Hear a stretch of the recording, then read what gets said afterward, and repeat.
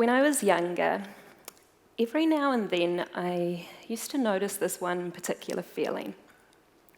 Wasn't really too sure what it was, but it felt a little bit like looking out into complete darkness. As I grew older, that feeling of darkness, it grew with me. Sometimes at night, it would feel like everything.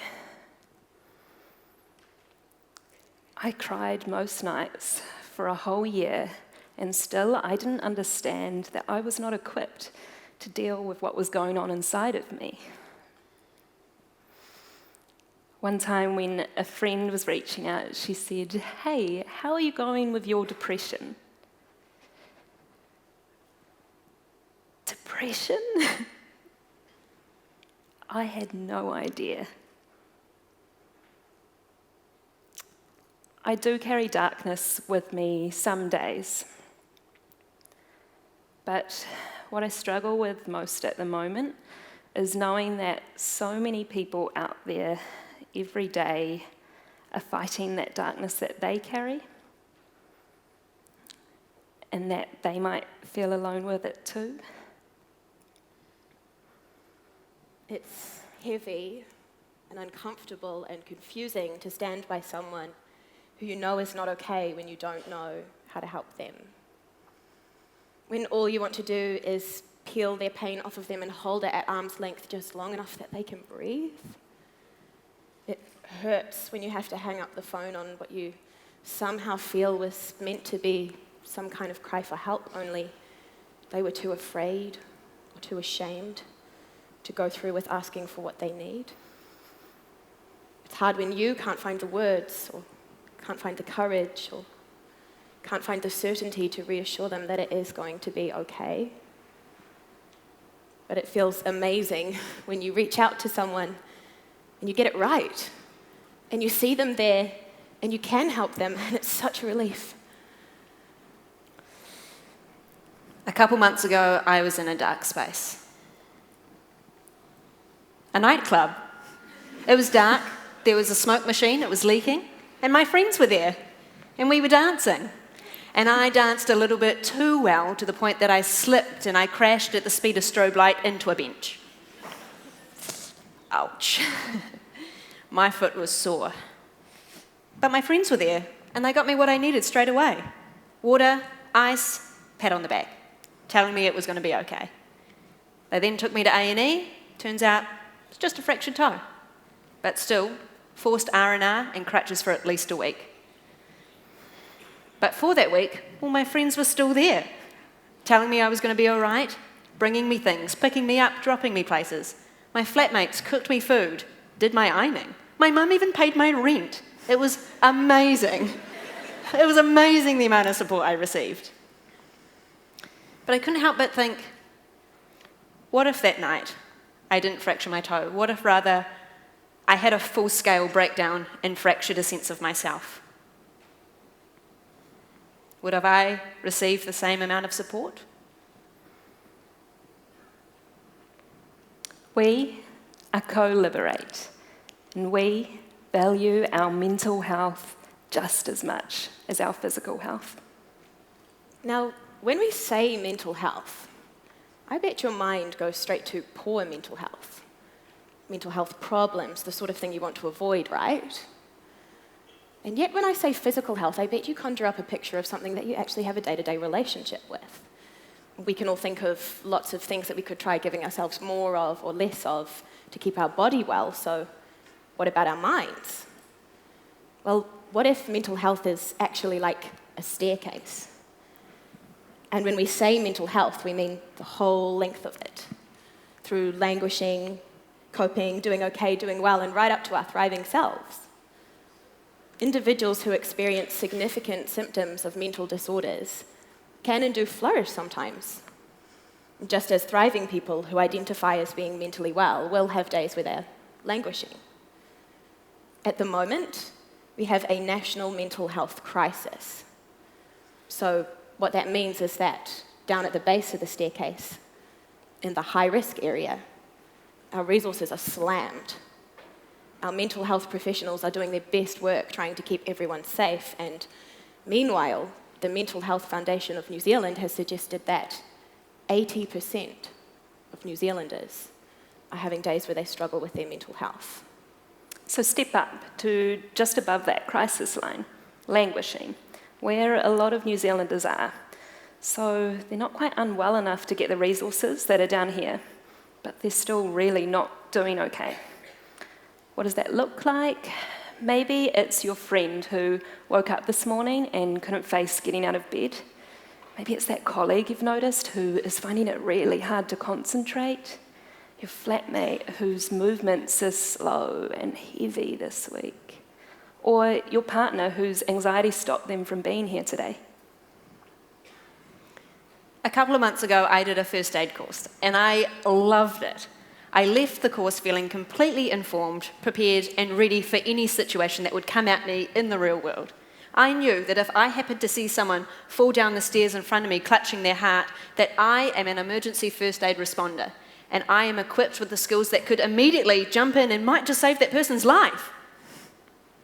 We got to the end of the course, and I couldn't help but think that something was missing, something that's just as urgent as CPR. So I asked the guy, I was like, what if that wasn't a heart attack? What if that person's having a panic attack? And what do I do if someone's having a psychotic episode? And what do I say or do if someone's voicing suicidal ideation? He had nothing. We're in a state of mental health crisis in New Zealand, and there is no mental health component in New Zealand's registered first aid course. When we looked into it, it's not on any of them. So we took matters into our own hands. CoLiberate teamed up with a clinical psychologist called Sam to create an emotional first aid course for everyday New Zealanders. It starts at that emergency response. So if you come across someone in a state of mental crisis, or if your friend has their first experience of mental distress, well, you can feel unafraid helping them get to the support that they need. So about a year ago, I was at the workplace, and I had had a full-on week, bit of anxiety, I just had a panic attack, and I was exhausted. So I picked up the phone and I called my boss, and I said, I'm going to be honest, I told her the truth. And she was really understanding. She got cover, and I was able to catch my breath that day. But from that moment on in the workplace, I noticed that something had changed, that she didn't really trust me anymore. She started talking to me differently, like the whole year of hard work that I'd done to get my respect in that place had been instantly shattered. It's amazing how just one moment of empathy can transform our experiences. We got talking to a guy, a manager who works for a big retail firm up north, and his story, it really spoke to us. He said, I came into work one day and my employee was sitting on the stairs crying. So I said, what's happened? And she said, my cat died. And he goes, well, he responded in the way that as if his own cat had died. He went, that sucks. I'm sorry, and carried on. Later that day, her grief turned into distress. She didn't feel like her cat dying was enough of a reason to be sad. She went home and she spiraled downward in solitude, and she didn't come back to work for 6 weeks. She was the only person who could do her role, and he had to contract someone in from a different part of the island to cover. He said, if I had just taken one moment to ask, are you okay? What do you need? And really listen to her response, I could have halved her negative experience, and I could have saved my business a lot of time and money. So what we're doing is we're bringing accessible information to something that we might have otherwise learned to shy away from, so that we can rewrite that impulse that leads us to distance ourselves. We're providing opportunities to practice actually taking action in these instances. So what we're generating here is confidence. Confidence for a culture shift. What we soon realized is that by generating confidence down here, we could shed a whole lot of light on the potential that we have to support each other all the way up the staircase. Makes sense, right? Because if you're no longer fearing the worst, you're not so freaked out. You feel comfortable dealing with your day-to-day mental health. So we've launched it. Mental Resilience and Emotional First Aid. It's a program for equipping individuals to better understand their own and each other's mental health, and especially in the place where it can be hardest, in the workplace. Now, 2 weeks ago, I was trying to get out the door to work. I had a little bit of fear of rejection popping up in a new friendship, and on this particular morning, it bubbled into some body image stuff that I just thought I didn't have to deal with anymore. So it's a face-off, me against the mirror. I'm on the verge of tears, I can't find anything I feel good enough in, and I'm just wondering how I'm supposed to be me today. But I do manage to make it down to our first meeting because I know that we always start with the whole team check-in. 2 minutes each to speak about how we honestly are and to really listen. I got what I needed. It was I know that feeling. And then we take that information and we use it to arrange ourselves for the day's work. So we have this time-saving code. It all comes down to the aerodynamics of birds. So I say, I'm going to be bird in the back for today. And then I ride on the momentum. And someone steps up to become the bird in the front and takes the lead. Sounds simple, right? And yet, this has actually revolutionized the way that we relate to each other on a day-to-day basis, to run and grow our business, to adapt quickly, so that we can all thrive together. So, you know that feeling when you're at your physical peak? Maybe you've been training for that half marathon and you've noticed that your body is just like on form. You're waking up earlier, you're more alert, you've got this new sense of confidence, you feel like you. What is our equivalent of that for your mental health? How do we train for that?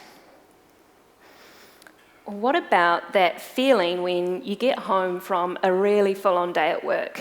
You've had back-to-back meetings, you're exhausted. So you've got to go to sleep, but maybe you'll just have a glass of wine first.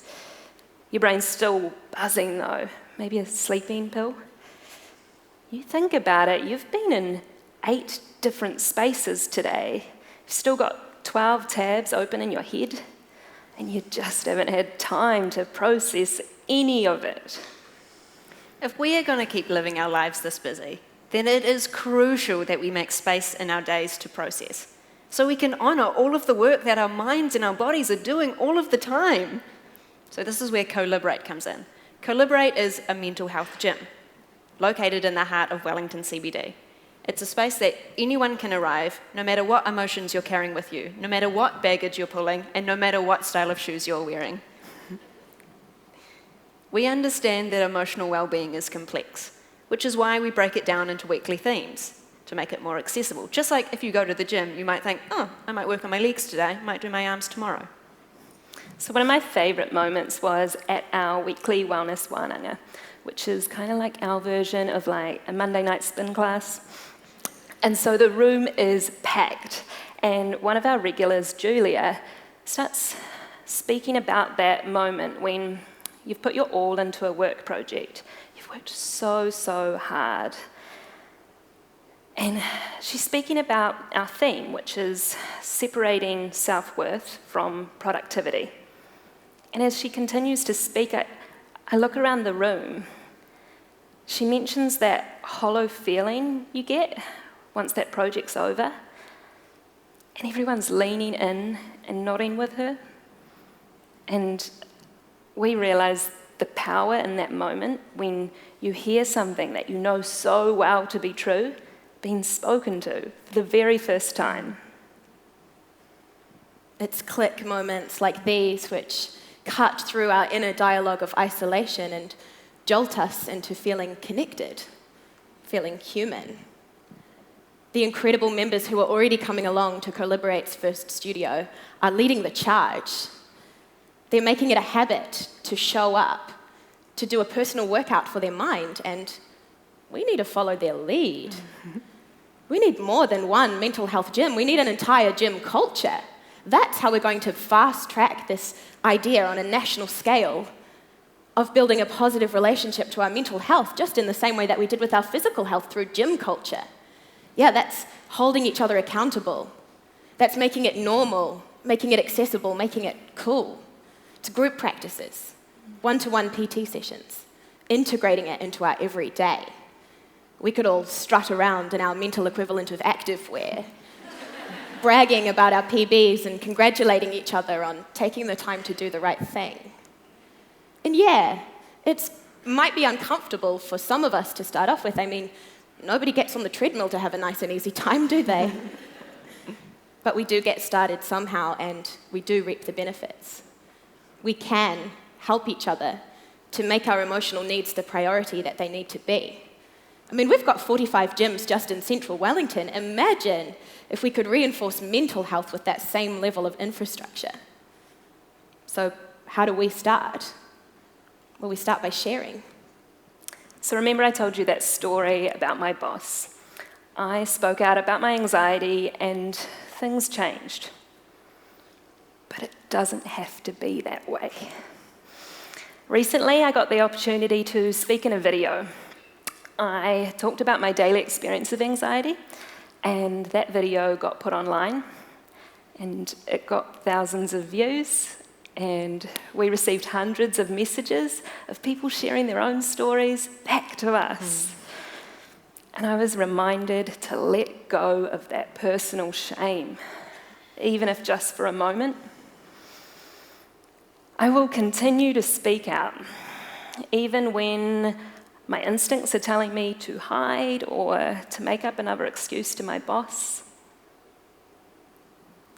I will hunt for grounding and connection. Our stories are relevant. Your experiences matter. My darkness is human. Connection is the torch. It's time for us to shed some light on the hard work that we are all doing to be mentally well. We can do it. We can create a gym culture for mental health.